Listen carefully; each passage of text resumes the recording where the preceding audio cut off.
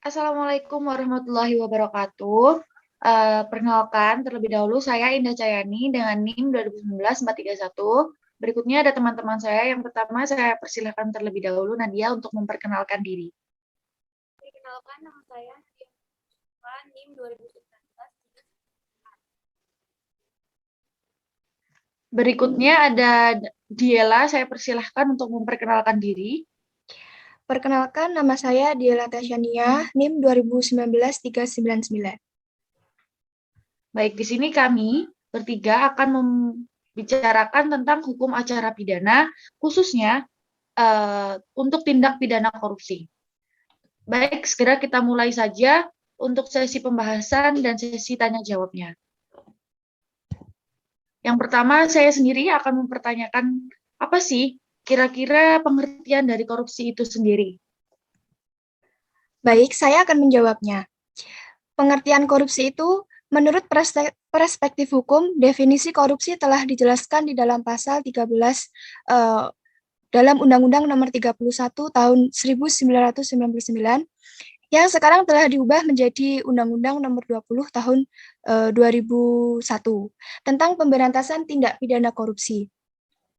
Di sini, korupsi merupakan sebuah perbuatan curang, tindak pidana yang merugikan keuangan negara. Selain itu, korupsi juga menyangkut masalah penyuapan yang berhubungan dengan manipulasi di bidang ekonomi dan yang menyangkut bidang kepentingan umum. Selanjutnya, berdasarkan pasal-pasal yang ada di dalam Undang-Undang Nomor 20 Tahun 2001, korupsi dirumuskan ke dalam 7 bentuk atau jenis tindak pidana korupsi. Yang pertama, kira-kira apa saja dari 7 bentuk tindak pidana korupsi tersebut? Oke, ini yang pertama ada kerugian keuangan dan perekonomian negara. Di sini sudah dijelaskan di dalam pasal 2 ayat 1 Undang-Undang Tipikor junto putusan Mahkamah Konstitusi nomor 25 PUU 14 tahun 2016. Nah, dijelaskan bahwa di dalam unsur dapat merugikan keuangan negara, seharusnya diartikan merugikan negara dalam arti langsung maupun tidak langsung. Artinya, suatu tindakan otomatis dapat dianggap merugikan keuangan negara apabila tindakan tersebut berpotensi menimbulkan kerugian negara. Nah, di dalam pasal 2 ayat 1 Undang-Undang Tipikor, junto putusan Mahkamah Konstitusi nomor 25 ini menyebutkan bahwa setiap orang yang secara melawan hukum melakukan perbuatan memperkaya diri sendiri atau orang lain, atau suatu korporasi yang merugikan keuangan negara atau perekonomian negara, dipidana penjara dengan penjara seumur hidup, atau pidana penjara paling singkat 4 tahun dan paling lama 20 tahun, dan denda paling sedikit 200 juta, dan paling banyak 1 miliar. Untuk yang kedua, di sini ada perbuatan suap-menyuap. Perbuatan suap-menyuap sendiri itu merupakan tindakan memberikan uang, barang, atau bentuk lain dari pembalasan dari pemberi suap kepada penerima suap. Yang telah dilakukan untuk mengubah sikap penerima atau kepentingan si pemberi. Walaupun sikap tersebut berlawanan dengan penerima. Penyuapan sendiri juga didefinisikan dalam Undang-Undang Nomor 11 Tahun 1980 yang berbunyi, selain itu perbuatan suap dalam Undang-Undang Tipikor ini diantaranya diatur dalam pasal 5 Undang-Undang Nomor 20 Tahun 2001 yang berbunyi di sini yang pertama, ayat pertama, dipidana dengan pidana penjara paling singkat 1 tahun dan paling lama 5 tahun, dan atau pidana denda paling sedikit 50 juta rupiah, dan paling banyak 250 juta rupiah setiap orang, yang dimana telah melakukan memberi atau menjanjikan sesuatu kepada pegawai negeri atau penyelenggara negara dengan dimaksud supaya pegawai negeri atau penyelenggara negara tersebut berbuat atau tidak berbuat sesuatu dalam jabatannya yang bertentangan dengan kewajibannya. Yang kedua, memberi sesuatu kepada pegawai negeri atau penyelenggara negara karena atau berhubungan dengan sesuatu yang bertentangan dengan kewajiban, dilakukan atau tidak dilakukan dalam jabatannya.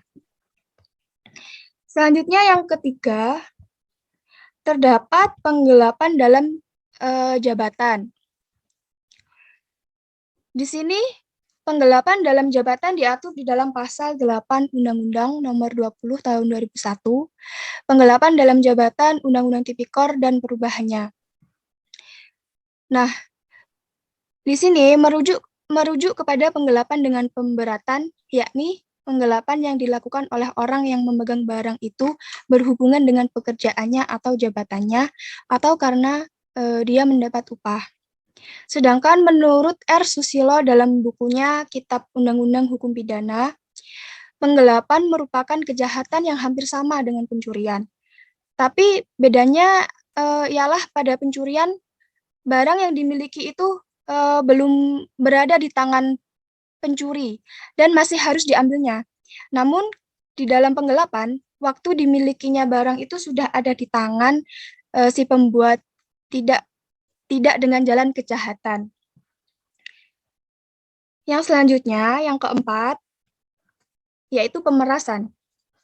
Nah, pemerasan di sini itu terbentuk setidaknya ada 3 macam.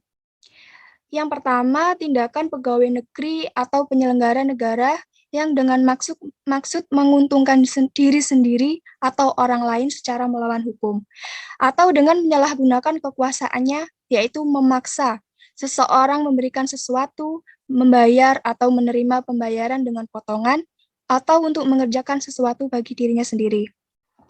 Yang kedua, pegawai negeri atau penyelenggara negara yang pada waktu menjalankan tugas meminta atau menerima pekerjaan atau penyerahan barang, seolah-olah merupakan utang kepada dirinya, padahal diketahui bahwa hal tersebut bukan merupakan utang. Yang terakhir, yang ketiga, pegawai negeri atau penyelenggara negara yang pada waktu menjalankan tugas telah menggunakan tanah negara yang di atasnya terdapat hak pakai seolah-olah sesuai dengan peraturan perundang-undangnya, telah merugikan orang yang berhak, padahal diketahuinya bahwa perbuatan tersebut bertentangan dengan peraturan perundang-undangan. Nah, selanjutnya akan disampaikan oleh teman saya.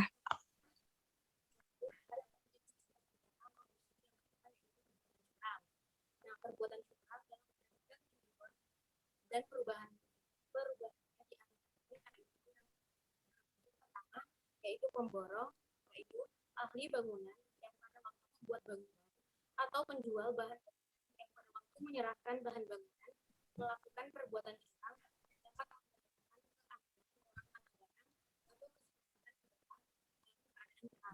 yang kedua yaitu setiap orang yang bertugas mengawasi bangunan atau kegiatan bangunan sengaja membiarkan yang ketiga yaitu setiap orang yang pada waktu menyerahkan tentara nasional Indonesia dan atau kepolisian Indonesia melakukan perbuatan curang yang dapat membahayakan keselamatan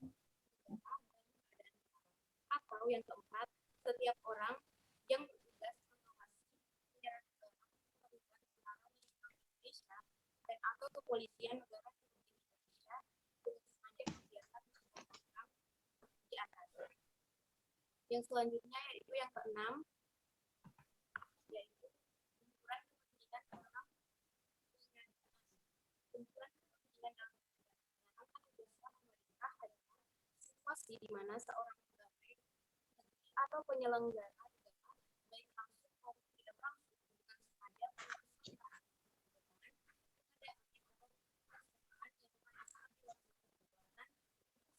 atau sebagian lebih besar untuk fokus atau mengawasinya. Selanjutnya yang ketujuh ialah gratifikasi. Setiap gratifikasi kepada atau penyelenggara negara dianggap pemberian suap apabila berhubungan dengan jabatannya dan yang berlawanan dengan kewajiban atau tugasnya.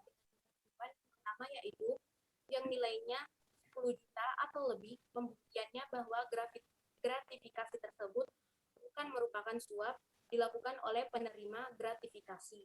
Yang kedua yaitu yang nilainya kurang dari 10 juta rupiah, pembuktian bahwa gratifikasi tersebut dibuktikan oleh penuntut umum. Pidana bagi pegawai negeri atau penyelenggara negara yang menerima gratifikasi adalah pidana penjara seumur hidup atau pidana penjara paling singkat 4 tahun dan paling lama 20 tahun.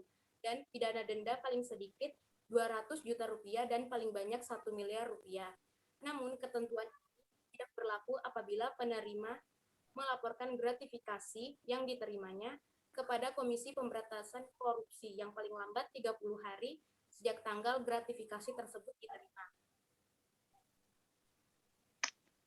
Oke, baik. Terima kasih atas penyampaian dari pengertian dan macam-macam tindak pidana korupsi yang telah disampaikan oleh Diela dan juga Nadia. Sekiranya untuk pembahasan berikutnya, apakah ada yang mau dibahas nih? Begini, aku mau bertanya nih, yang untuk pembahasan kedua. Bagaimana sih latar belakang hukum acara pidana itu?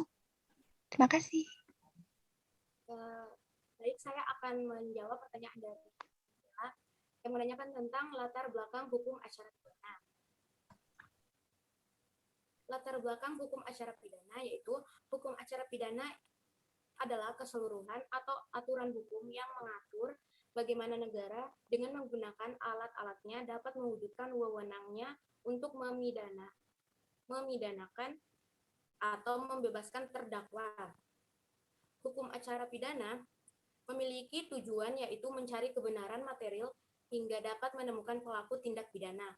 Guna mencari kebenaran material dan pelaku tindak pidana tersebut, dibutuhkan serangkaian pemeriksaan dan pengumpulan alat bukti. Salah satu tahapan yang paling krusial dalam hukum acara pidana ialah pemeriksaan terdakwa di persidangan. Pemeriksaan terdakwa tersebut sangat erat kaitannya dengan pembuktian sehingga pembuktian dapat dikatakan merupakan esensi dari hukum acara pidana. Tahap pembuktian merupakan tahap yang penting dalam persidangan. Dari tahap pembuktian ini maka akan ditemukan pelaku tindak pidana, di mana terdapat dua hal yang penting dalam pembuktian, yaitu yang pertama sistem yang dianut dalam pembuktian, dan yang kedua yaitu alat bukti yang sah menurut hukum. Mengenai sistem pembuktian terdapat banyak teori yang berkembang, seperti yaitu teori pembuktian berdasarkan keyakinan hakim semata, yang kedua yaitu teori pembuktian berdasar keyakinan hakim atas alasan yang logis, yang ketiga yaitu teori pembuktian berdasarkan undang-undang positif, dan yang keempat yaitu teori pembuktian berdasarkan undang-undang secara negatif. Di Indonesia, sistem pembuktian yang dipakai ialah teori pembuktian berdasarkan undang-undang secara negatif. Hal tersebut dapat dilihat dalam ketentuan pasal 183 Kitab Undang-Undang Hukum Acara Pidana. Sedangkan ketentuan mengenai alat bukti yang sah dapat dilihat dalam pasal 184 ayat 1 Kitab Undang-Undang Hukum Acara Pidana. Oke, baik. Penyampaian dari Mbak Nadia sudah cukup jelas nih. Untuk Mbak Diela sendiri bagaimana ya? Apakah sudah masuk pemahamannya tentang latar belakang hukum acara pidana itu seperti apa sih, khususnya di tindak pidana korupsi? Silakan Mbak Diela. Ya, menurut saya ya penjelasan dari Mbak Nadia sudah sangat jelas ya. Terima kasih ya Mbak. Bagaimana untuk materi selanjutnya? Oke. Ini aku mau, ya Mbak Nadia. Saya Ya. bertanya tentang mekanisme pemeriksaan tindak pidana korupsi di pengadilan. Oke, sekarang ya. Giliran saya yang menjawab. Yang menjelaskan? Oke. Ini mekanisme pemeriksaan tindak Mbak Diela silakan dijelaskan. Oke. Yang ketiga ada mekanisme pemeriksaan tindak pidana korupsi di pengadilan. Sebelumnya, tindak pidana korupsi yang merupakan extraordinary crime memiliki kompleksitas yang lebih rumit dibandingkan dengan tindak pidana konvensional atau bahkan tindak pidana khusus lainnya. Khususnya dalam tahap penyidikan. Tindak pidana korupsi ini terdapat beberapa institusi penyidik yang berwenang untuk menangani proses penyidikan terhadap pelaku tindak pidana yang terkait dengan tindak pidana korupsi ini. Nah, di sini Pemeriksaan yang dimaksudkan untuk mempersiapkan hasil-hasil intervensi yang dibuat tertulis dari pihak tersangka. Dalam tahapan ini dikumpulkan bahan yang menjadi barang bukti atau alat bukti dalam suatu rangkaian berkas perkara, serta kelengkapan pemeriksaan lainnya dengan maksud untuk dapat menyerahkan perkara ke pengadilan. Selanjutnya, ini terdapat beberapa mekanisme dalam pemeriksaan tindak pidana korupsi. Yang pertama, pemeriksaan pendahuluan. Nah, mengenai apa menjadi syarat-syarat penahanan bagi seseorang tersangka atau terdakwa telah diatur di dalam pasal 21 ayat 1 KUHP. Yang dimana yang pertama, diduga keras melakukan tindak pidana berdasarkan bukti yang cukup. Yang kedua, dalam hal adanya keadaan yang menimbulkan kekhawatiran bahkan tersangka atau terdakwa akan melarikan diri, merusak, atau menghilangkan barang bukti. Yang ketiga, mengulangi tindak pidana. Penahanan adalah penempatan tersangka atau terdakwa di tempat tertentu oleh penyidik atau penuntut umum atau hakim dengan penetapannya. Terus yang keempat, tindak pidana tersebut diancam dengan pidana penjara 5 tahun atau lebih. Nah, yang kelima, tindak pidana sebagaimana dimaksudkan dalam pasal 282 ayat 3, pasal 296, pasal 335 ayat 1, pasal 353 ayat 1, pasal 372, pasal 379 huruf A, pasal 453, pasal 454, pasal 455, pasal 459, pasal 480, dan pasal 506, serta pasal 25 dan pasal 26 Rehtenor donenti atau pelanggaran terhadap ordonansi bea dan cukai. Nah, yang kedua terdapat penuntutan. Mekanisme yang kedua adalah penuntutan. Penuntutan ini ditentukan dalam pasal 1 butir 7 KUHP. Penuntutan adalah tindakan umum untuk melimpahkan perkara pidana ke pengadilan negeri yang berwenang dalam hal dan menurut cara yang diatur undang-undang dengan permintaan supaya diperiksa dan diutus oleh hakim di pengadilan. Di sini menurut pasal 1 butir 6 KUHP berbunyi yang huruf A, jaksa adalah pejabat yang diberi wewenang melakukan penuntutan serta melaksanakan putusan pengadilan yang telah diperoleh kekuatan hukum tetap. Huruf B, penuntut umum adalah jaksa yang telah diberi wewenang melakukan penuntutan dan melaksanakan penetapan hakim.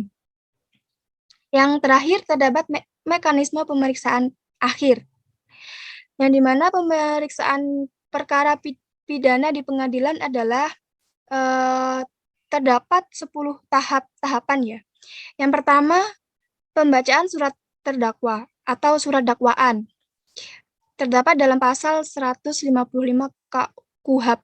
Yang kedua, eksepsi. Terdapat dalam pasal 156 KUHP. Yang ketiga, pemeriksaan saksi dan saksi ahli. Yang selanjutnya, keterangan terdakwa yang terdapat di dalam pasal 177 sampai 178 KUHP. Yang kelima, pembuktian. Yang keenam, requisitoire atau tuntutan pidana. Yang ketujuh, pleidoy. Yang selanjutnya, replik duplik yang terdapat dalam pasal 182 ayat 1 butir C KUHP. Yang selanjutnya, kesimpulan. Dan yang terakhir yaitu putusan pengadilan. Begitu sekiranya penjelasan dari saya. Oke, baik. Terima kasih Mbak Diela. Untuk Mbak Nadia sendiri, bagaimana nih tanggapannya tentang yang sudah diberikan sama Mbak Diela tadi, penjelasannya? Iya, menurut saya penjelasan dari saudara Diela sudah saya dapat memahaminya. Selanjutnya untuk materi selanjutnya. Ya. Oke, baik. Untuk materi selanjutnya saya boleh tanya ya? Oh, boleh dong, tentunya Minta boleh. penjelasannya ya. Oke. Di sini bagaimana sih bentuk-bentuk putusan hakim di dalam tindak pidana korupsi tersebut?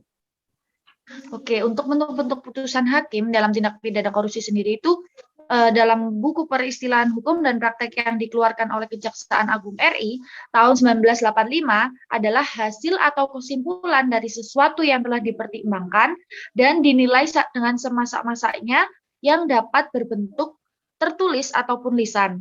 Ada pula yang mengartikan putusan sebagai terjemahan dari kata vonis, yaitu hasil akhir dari pemeriksaan perkara di sidang pengadilan. Pembuktian di sidang pengadilan untuk menjatuhkan pidana sekurang-kurangnya harus ada paling sedikit 2 alat bukti yang sah dan didukung oleh keyakinan hakim. Hal ini tercantum dalam pasal 183 KUHP. Mohon maaf, KUHAP yang berbunyi sebagai berikut. Hakim tidak boleh menjatuhkan pidana kepada seseorang kecuali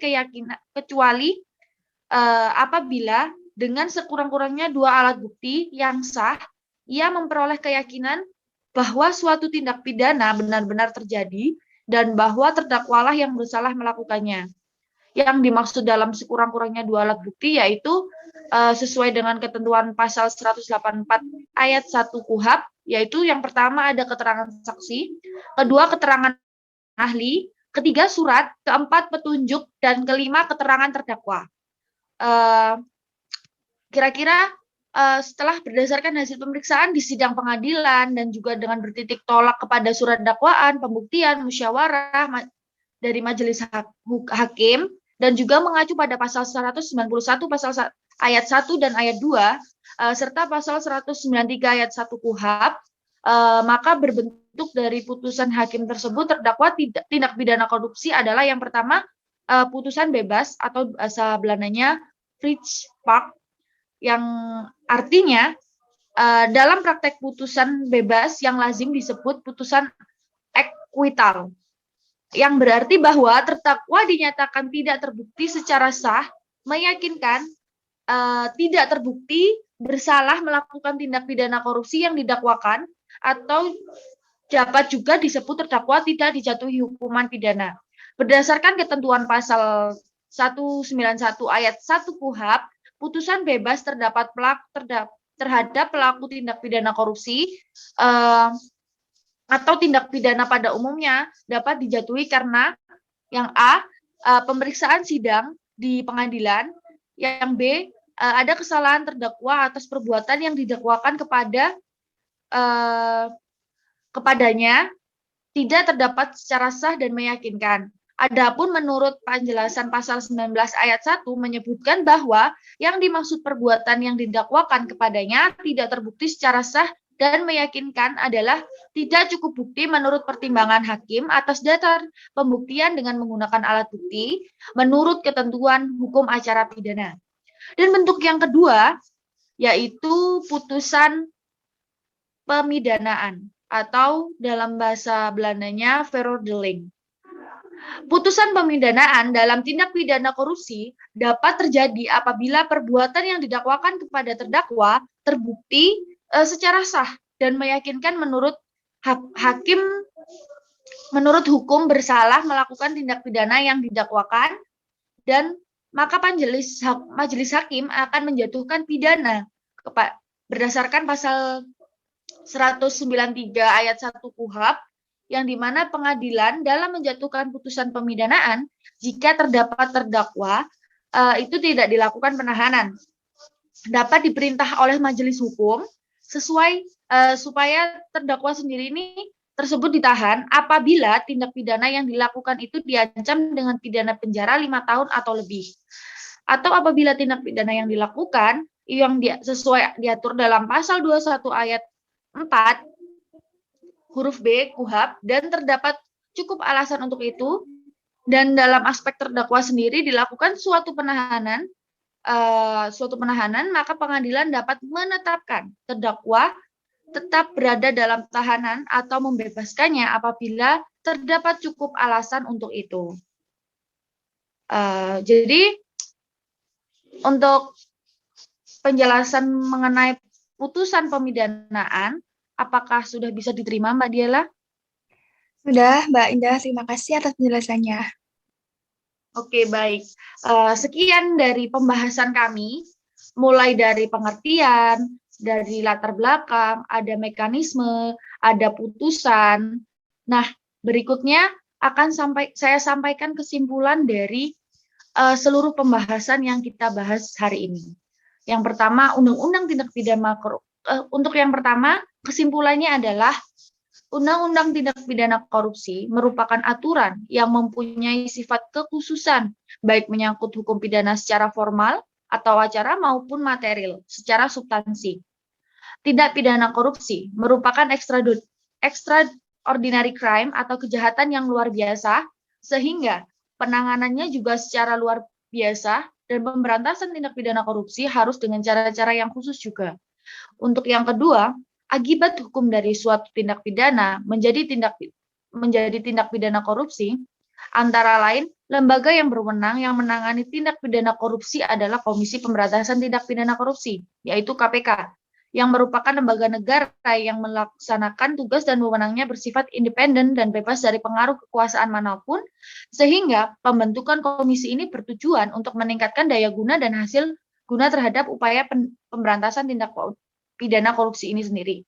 Pembuktian dalam tindak pidana korupsi menerapkan sistem pembuktian terbalik yang bersifat terbatas atau berimbang, yakni terdakwa mempunyai hak untuk membuktikan bahwa ia tidak melakukan tindak pidana korupsi dan wajib memberikan keterangan tentang seluruh harta benda atau korporasi yang diduga mempunyai hubungan dengan perkara yang bersangkutan, dan penuntut umum tetap berkewajiban membuktikan dakwaannya. Dan yang terakhir, terdapat ancaman pidana minimum khusus, pidana denda yang lebih tinggi, dan uang pengganti, serta ancaman pidana mati yang merupakan pemberatan pidana. Itu yang kesimpulan yang dapat saya ambil mulai dari pembahasan kita yang pertama. Sekian dari kelompok kami untuk Mbak Diela dan Mbak Nadia. Sekiranya sudah dicukupkan. Saya rasa sudah ya, Mbak ya. Baik, kami akhiri. Wassalamualaikum warahmatullahi wabarakatuh.